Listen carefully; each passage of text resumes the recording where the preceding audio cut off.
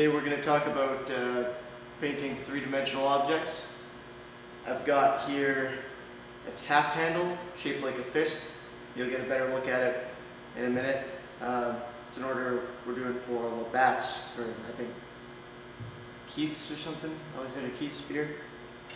Anyway, thing about three-dimensional objects when you're painting them, when you're doing shading on them and stuff like that, is you have to be very careful about what situation they're going into. For example, I did some shading on a mask. It was a decorative item for someone's wall. And generally when you're painting something, you pick a light source and you do all your shading to accommodate that. So on this one, on the mask, I knew that if the mask was here, the light was going to be here. I talked to the client and that's just how it was set up. So obviously I made all my highlights up in the top right, or left, depending on how you're looking at it. Anyway, up in the top corner, and then put the shadows opposite that, and so on. If you don't know what the situation is going to be, like for example, I assume that there will be bar lights over this, but I don't know for sure what exactly it's going to be like, and they're going to be moving it around, so I can't really pick a reference point. I can't really pick a light source for it, and that's the situation that you're probably going to run into with a lot of three-dimensional objects. So really, we're going to keep it fairly simple and let the three-dimensionality of it actually take care of those highlights for us. And we'll just add some of the shadows and highlights on the really high and low points, and that's about it. This one is done with a metallic finish. It's got kind of a pearlescence to it. So typically you would use a light color, like on something gray, you'd use black and white pretty much. Black for your shadows, obviously, and white for your highlights, but because this has the pearlescence to it, I can't really do that.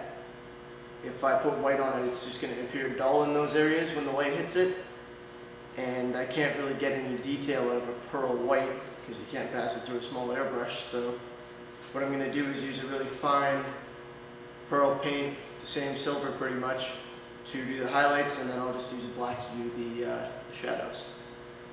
So that being said, I'll bring the camera in a little bit closer and you can see what I'm going to do. Let's go. So I got my airbrush loaded up with some fairly transparent black. Nothing too strong because I kind of want the pearl to be the dominant feature here. So I'm just going to go in between the knuckles and whatnot, and well, in between the fingers I should say, and up in the palm here a little bit, and maybe just a very small shadow underneath these areas. But obviously those shadows are already kind of there anyway because it's a three-dimensional object and the light hitting it causes them. So really the idea here, less is more. You need to take it kind of easy on the airbrushing for this kind of stuff.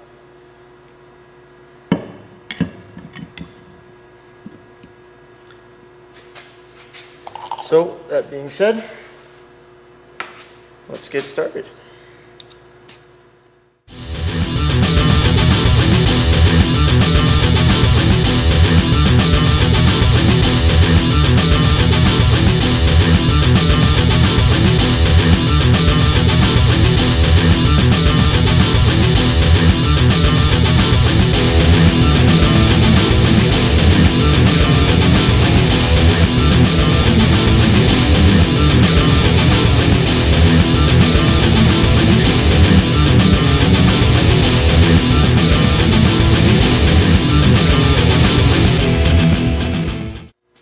So like I said, we don't want to overdo it with this kind of stuff.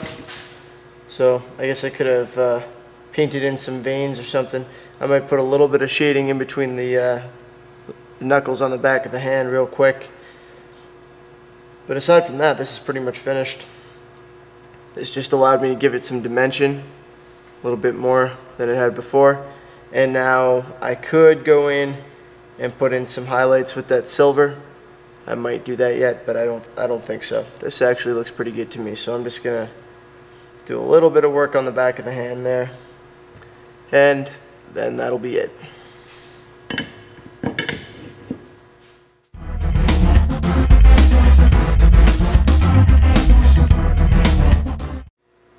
Alright, so there we go. Just kind of gave it a little dimension to the knuckles on the back. pretty happy with that. A little bit of shading around the bottom of the wrist. I don't know why I keep holding my hand up like that. I'm comparing it, I guess. Mine's a little bigger. And yeah, that's about it. So, hope this was helpful. And if any of you guys have cool 3D projects that you're shading and you want to post a video response, feel free to do so and I'll accept it, or whatever the case is for that. Thanks for watching. See you next time.